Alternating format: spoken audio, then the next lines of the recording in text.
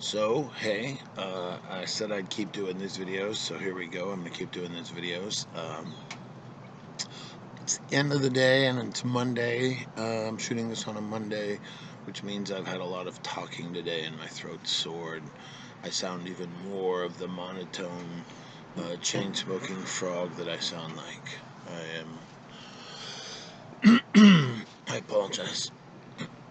The topic, other than cancer, that always comes up in my world is this whole marriage, remarriage thing.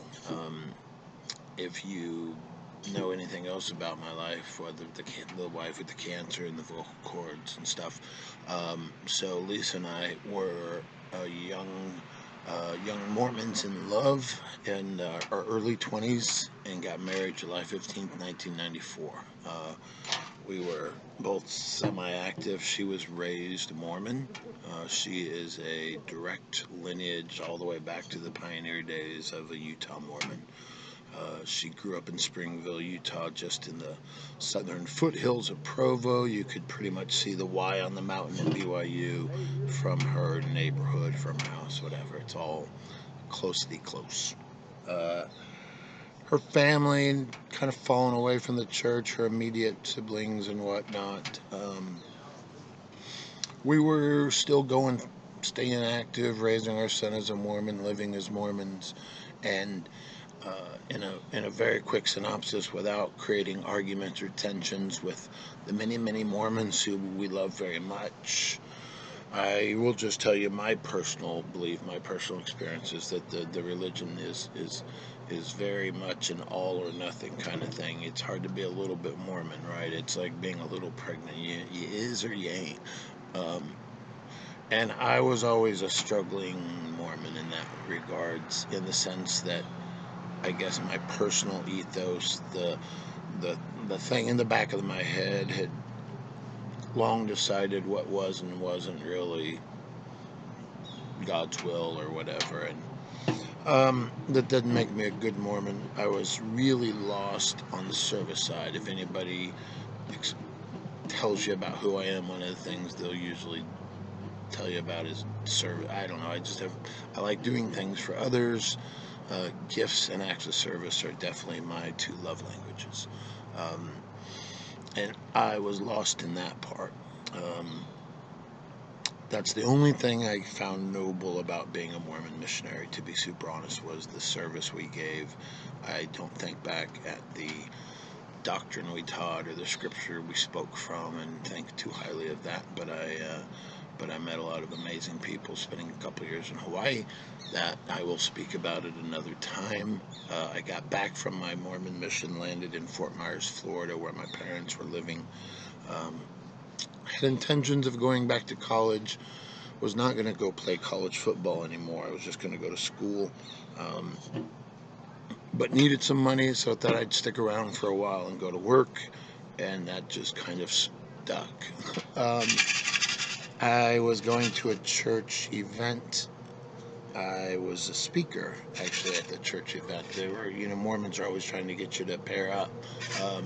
So I went to this kind of single adults church service, and I was one of the speakers. And I could clearly see this super cute, hot girl in the congregation. Sorry, I'm down to ice.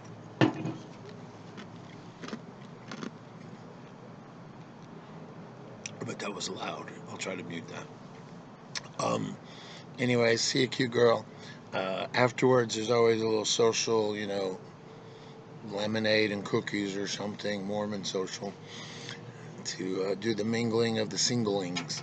And, of course, she walks by. I don't remember if we were introduced or what, but she says, oh, shoot, what did she say? You served your mission in Hawaii? And I said, yeah. And she goes, cool, or something like that. And that was it. She walked off. I walked off. I don't remember. But a few days later, she calls, and she hunted me down. She got my number. This is on record. Anyways, we dated very quickly into this dating process. We fell tremendously in love. We were neither people who did that normally, so this felt different, unique, and special. And what it really did is it kind of cemented what we were quickly already thinking about the future, and being together in that future. We started dating after, gosh, I don't even know. My birthday's the end of October, and we had just met. And I'm telling you, by Christmas, the girl wanted a ring. But I will say, I think I very poorly, very sloppily, just kind of did an official proposal halftime of the Super Bowl '94. Yeah, and not my best move. Beautiful setting, not a guy with a nickel.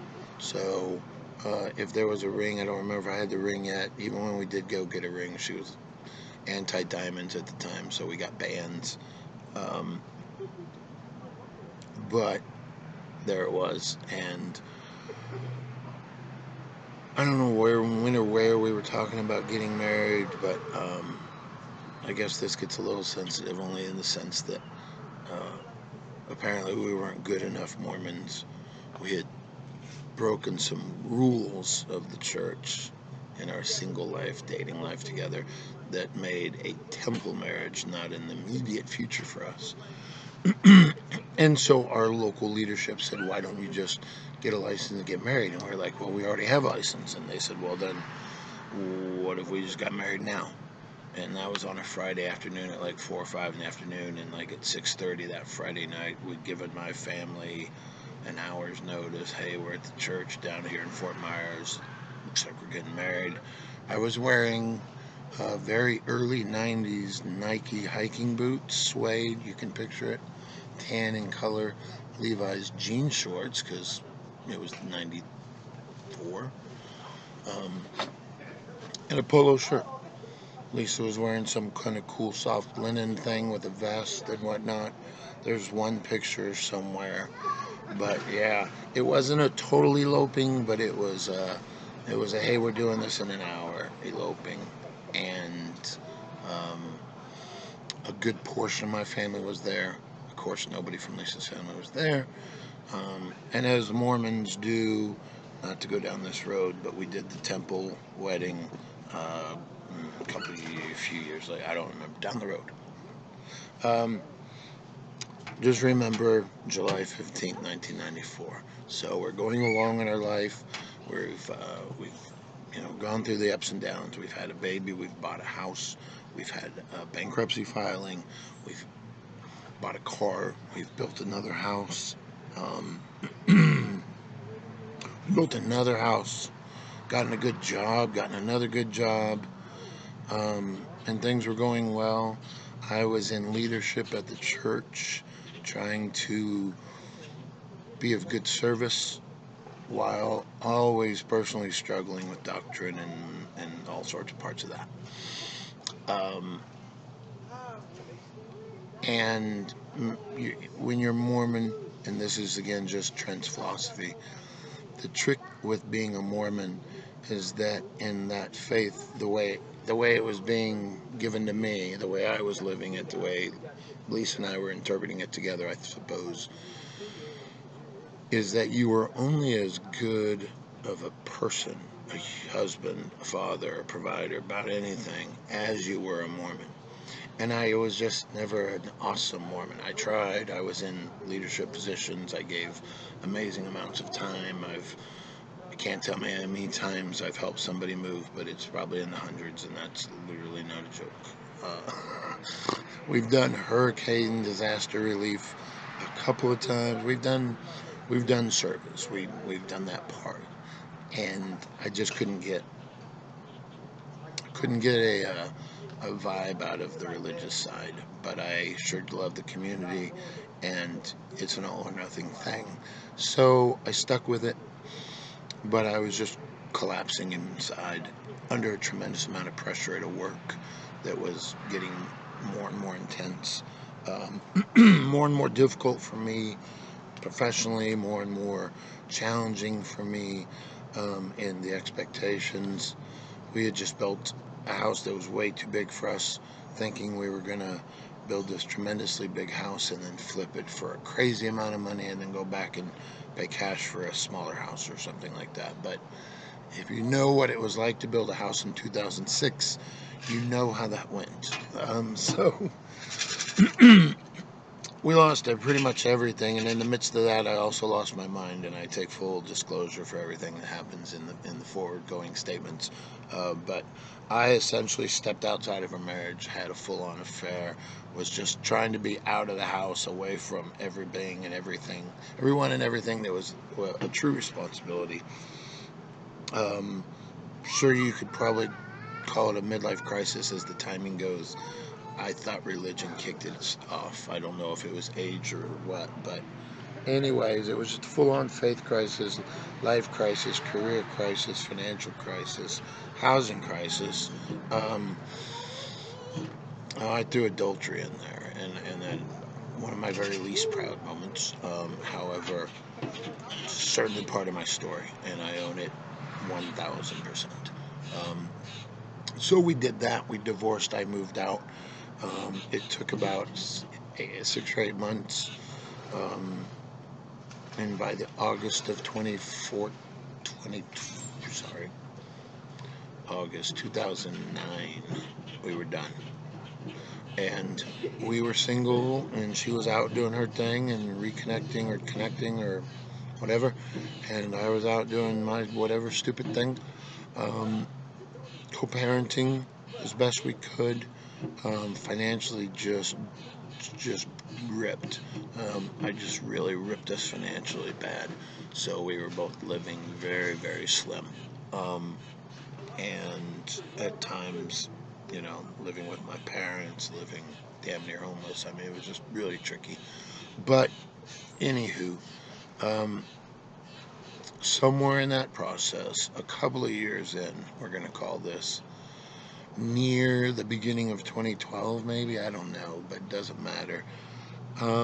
Lisa had moved on from her faith in the Mormon church as well, something I didn't really ever anticipate happening. And when that also started shifting, and she was going and seeing a counselor and getting some guidance, not specifically for that, but just for mental recovery from the damage of divorce and the emotional trauma, and the husband had an affair, left us, blah, blah, blah. In that process, she certainly questioned her faith base, and in that journey, she ended up in a kind of non-denominational, more evangelical Christian faith system and belief. I think that's fair to call it. Beautiful church, beautiful people, and all I saw was some kindness coming from this woman who had no reason to be nice to me. And we weren't particularly nasty, but we weren't trying to be friends. I don't think. Friendly, co-parenting, supportive, whatever that looked like, I suppose. But a very unhealthy divorce. And suddenly she's being nice and, I don't know, just kind, and asking if maybe I want to join her and our son on a little adventure and, give him a little quality family time. And we start doing that a little more and more and more. Anyways, long story short, I figure out that she's going and seeing this counselor who's also the wife of a pastor. I kind of do a reach out to the pastor side, who puts me in touch with somebody else on staff. And I start getting a little just personal counseling of my own. No goal in mind, no aim for anything except maybe try not to kill myself or something. Expectations were super low back then. Very, very low. I've been talked off the trigger once or twice to this process, I think. Anywho, we start talking, and I start kind of going down this path, and I start feeling a certain way, and then suddenly, I guess maybe, I don't know if Lisa was really feeling a certain way, but we did come to a pinnacle point where we came into just a smidge of money, and we decided with this smidge of money that she wanted to go on a trip with this church that she was attending, that I was sometimes attending, um, and go on a trip with them to Jerusalem, Israel. So we had the money for one, we didn't have the money for two, so Lise went, um, which is perfect. I kept working, stayed with Jaden, of course. I did the parenting school shuffle, whatever, just a couple weeks, I think it was. Um, but in that process, um, we both came into these, I'm not going to say dreams, I don't know, you'd have to ask her exactly, but dreams or ideas, but certainly waking up with this notion that perhaps there was an opportunity to restore a family. Uh, and that was not on the menu, so you can imagine that it was a surprising sensation to have for either one of us. And we were communicating this and having these same feelings at the same time from Southwest Florida to Jerusalem. Back then, I learned it was $1 a text, but I learned that later. Sidebar. So we end up having this conversation. Now, this is June, okay? Late June. Our anniversary was July 15th, 1994. And the second thing that came to me, and number one was restore your family, and number two was keep your anniversary. For a minute when I talked about that, I think Lisa thought, and maybe I thought too, next one. We'll slowly get there. We'll build up to this thing. We both had that thought, and somewhere along the way, I think she shared it with the pastor during the trip, and he says, I don't know, your God intends it to be this July 15th. About 3 weeks. We learned in our life that things come at us quickly. The love connection was very quick. The warning for losing her vocal cords was very quick. The warning for remarrying and restoring our family was very quick. And all I can say, sidebar to that, is don't miss the miracle because the timing sucks, or is inconvenient. But anywho, that's what we did. So when we talk about marriage and restoration and anniversaries, we were talking about July 15th, 1994. Then we're talking about July 15th, 2012, where we stood before God with our son. And I wrote some really well done vows, I will say. Lisa still commends me on those. She had a chance to write her own vows, but she didn't want to. I still tease her about that, and so does the pastor. But it was a beautiful wedding. It's on a film somewhere. We look very different. We look a lot younger. That was 4 years before cancer, so we've come a million miles since then. But what's interesting to me is that had you paused after that and said, oh my gosh, look at that, restored family, and that was the end of the story, that'd be something else. But then you add on the cancer, and then you introduce our son being forced for just a brief few moments of his life to a midweek Christian church youth group where he really didn't want to be, and he ended up meeting a beautiful young girl who really want to be there a whole lot either, and he had a girlfriend, and I had no idea that was going to be how I got a daughter. So my wife gave me a son, my son gave me a daughter, and that is how Kayla became our daughter-in-law. Yay. So it's an interesting loop of series of connections, and the timings and the coincidences of it all are probably not coincidental at all, but that's probably no surprise to many of you. That's not how life really works. There are no real coincidences in life. One thing prepares for the other, whether you know it's happening or not. So that's the general restoration story. There's probably a lot more I could go into, but that's how we got to where we are, and it has been nothing but the best thing ever since that moment. There's never been a moment of thinking differently, wanting differently, choosing differently, or being anywhere else than where we want to be. And this girl and I are just stuck like glue, and that's just all there is to it. And yeah, the universe brought us cancer or whatever, I don't know, however that goes, but we're stuck like glue, so we're just still going.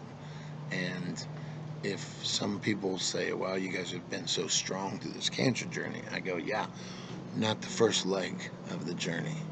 You see, the strength sometimes comes from the journey prior to the journey, you know. So people talk successes sometimes in the meeting after the meeting. Well, multiple journeys, multiple seasons, multiple lives. Everyone feeds into another, though, somehow. And I'm always excited to see what's next. And I'm age 54 now. I've completely given up the idea that I'm at all in charge. So we may really dip into some fun, interesting stuff this year. Changes are coming. Remember Mary Poppins at the end when she says winds of change, you know? You never know. Winds of change. Thanks for listening, and I'll keep talking.